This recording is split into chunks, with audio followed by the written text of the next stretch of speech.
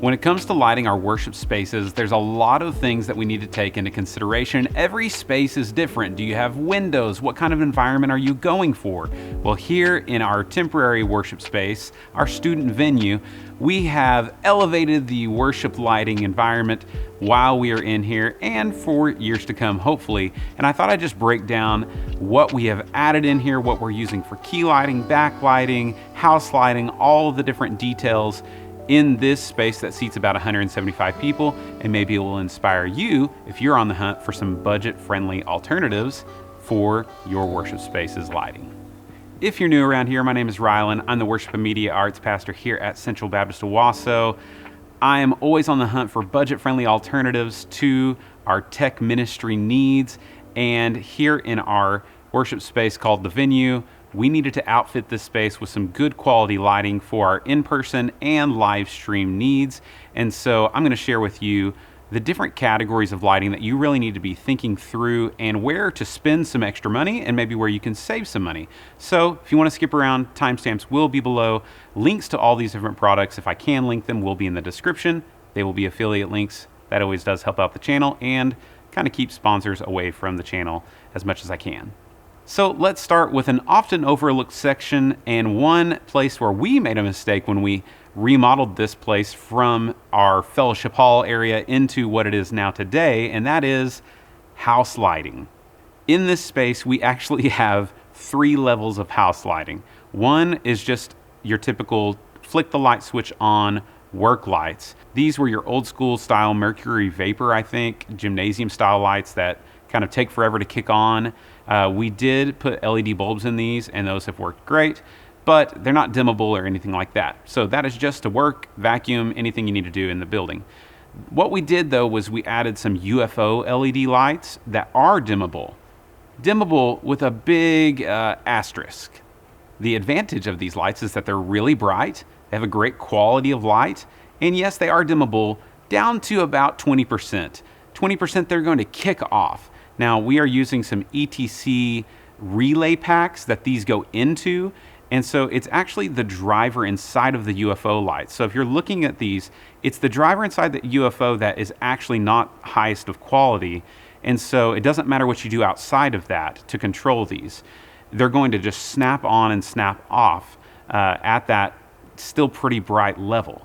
And so when we came in here for our worship services, we realized quickly we needed to do something different. So after demoing some different units, we ended up adding some of the spring tree spatial pendants, I believe is what they're called. They're the more budget-friendly versions that they have. They come with a metal housing, and they are all low voltage wiring that we wired ourselves back to the brain that lives backstage in our rack. And that actually supplies all the DMX and power to each of these lights. So each chain is 3 pendants on one home run, and that can supply enough power to each of those rows. And these are the lights that we use during service. Before and after service, we use the UFO lights to provide a much brighter light for gathering. But once service starts, then now we can use the RGBW of the spatial pendants. And if these were the only house lights that we would have installed originally, we would have put in a lot more than this. But since we're supplementing, they have been really great for this space. Our ceiling that we have these at is about 14 feet of hang height for the pendants. So Spring Tree can help you out with that, figuring out and calculating how many you would need in your space. In our new worship center, we're going with the Elation Fuse pendants, and those are a more professional style lighting solution. There's others out there, the Light Source and different ones that you can go with that. You can spend a lot of money on house lights really quickly, but you're gonna live with these for years and years to come, so don't overlook house lights. All right, the next section that I wanna talk about that you should not neglect and should maybe spend a little bit of money on is your key lighting. What is key lighting? That is the lighting that's out over your audience, pointing at everyone on the platform. And so this is going to be your white light that you're going to wash the stage with. In this space, we do not have dimmers or anything like that. And so what we decided to do was use what we had on hand.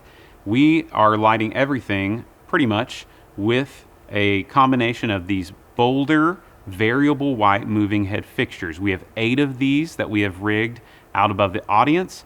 and they're super flexible. They put out a great quality of light for the price, and full on with both diodes of the white warm and the cool white, you're going to get around 4,500 Kelvin.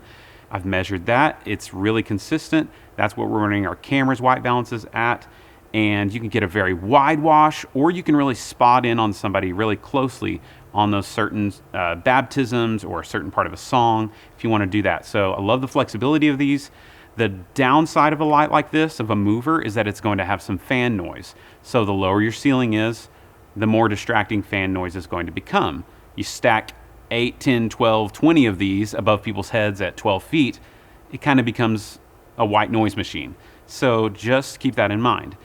The great thing about these lights, unlike some other lights, is that they only have the fan going when light is outputting. After the light has shut off, like no more light is being output, give it 30 seconds, 45 seconds, that fan is going to stop. So that is a nice bonus of the boulders. So check these out if you're looking for a budget-friendly solution that has a lot of flexibility. If you don't need moving lights, which you probably don't necessarily, it's just for the bang for the buck, I really like these. You can look at things like the Haze Slim Par VWs. They have barn doors. They don't really work that well for shuttering light. They're still going to be about $300. There's other options out there that you can look at that are Fresnels. Those have fans as well, and they're not even as flexible as these. So I just kind of keep coming back to these, man. They just work, and people that I've recommended them to, if you got them, let us know your review. I just keep hearing great things from other people that have put them in, so check these out. In our new build, we are going full LED ellipsoidals with the Haze Reve line. So if you're in the market for something a little more premium for a nicer worship center space, that's something that I would look into, a combination with different lens barrels and things like that. You can look at some of the Sheds ellipsoidals and maybe use some old school ETC Source 4 750 lens tubes. It's not like technically approved by them, but in my testing it does work, and so that's a budget way to do it. But those do have fans in that light as well. Just know that. I will link to the video review I've done of that light in the description of this video.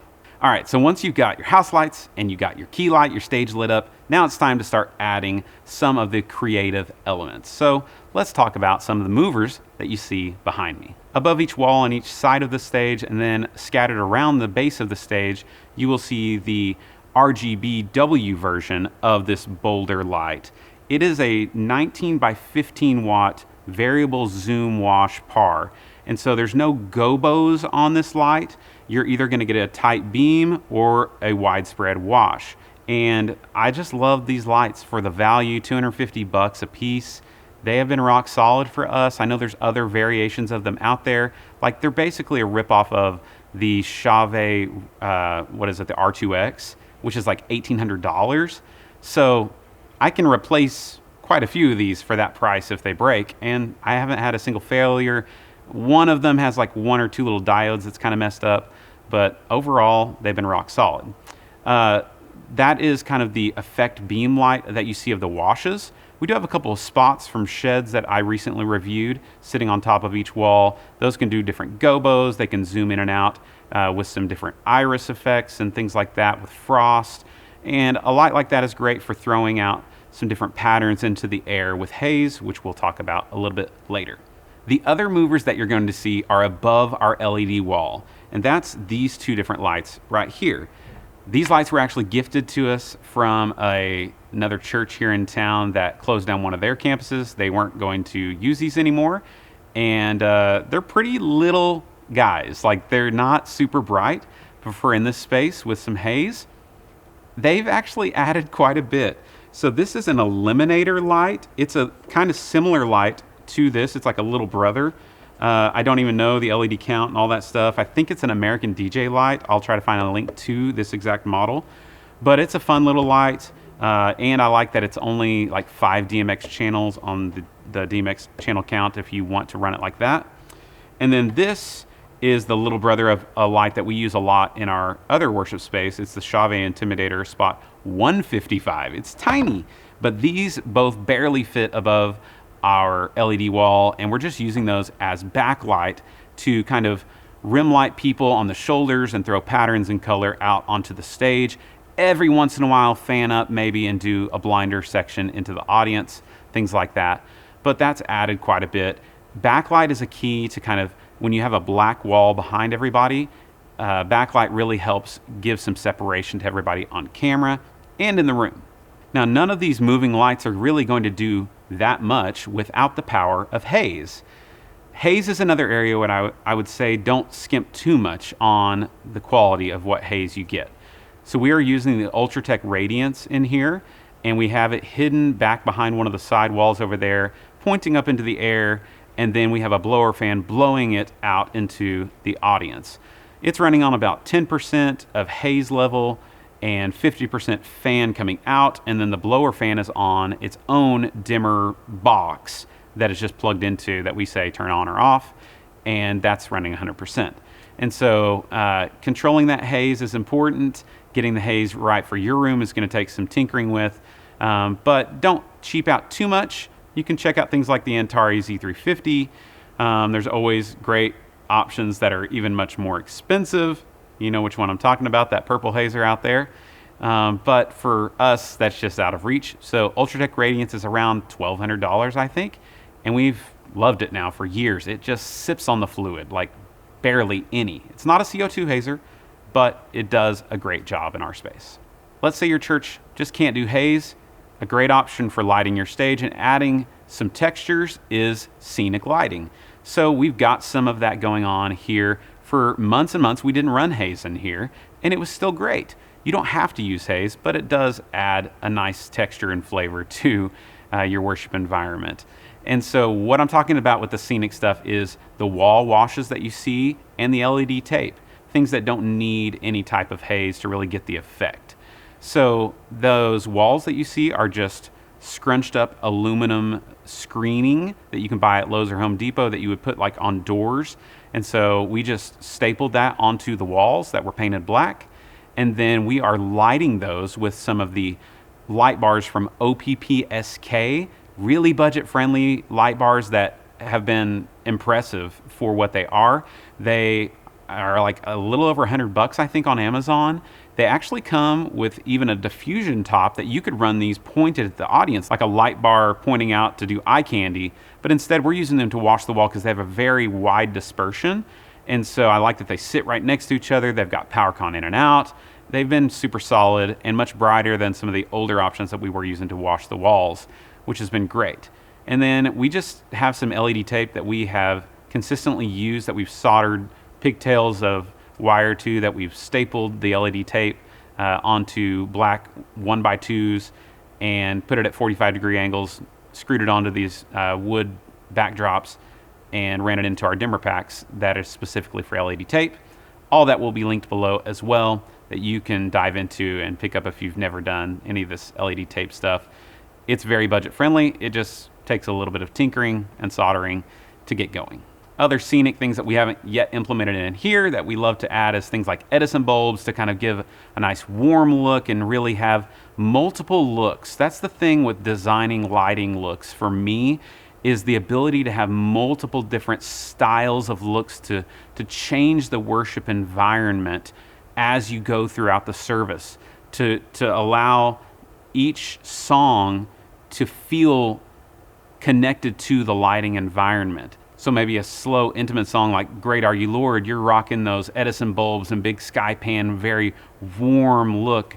But on Praise, you're rocking a more neon LED tape in your face kind of look. And it all just is cohesive and matches together. I almost forgot to tell you how we control all the lights, because I'm sure you're wondering, what do we use to control the lighting system? We are still using Vista by ChromaQ with a MV for the control surface. That is just a simple play button. We can control a couple of groups if we just want to turn on the house or the stage. And our youth have their own playlist, but literally they just sit here and click play, and our cue list gets fired right here in order.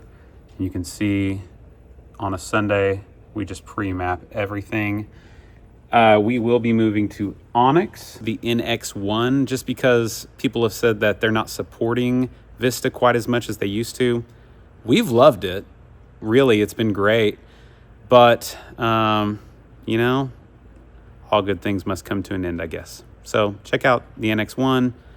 There's lots of other great solutions out there like Light Key or Grand MA, other things. Lighting is so important. Actually, in my course, Next Level Live Streaming on a Budget, which you can pick up, link in the description, 125 bucks, I call it Queen Lighting. Audio is king, but lighting is queen. And without good lighting, it doesn't matter how good your cameras are and how good your operators are if you don't have good lighting to light up things. And so you can check out that course as well. Hey, if you found this video helpful, go ahead and give me a like. I really appreciate it. Remember, links to all this stuff is in the description. It really helps me out and the channel. And remember, guys, at the end of the day, we can do a lot of great things. Let's do it all for God's glory. We'll see you in the next one.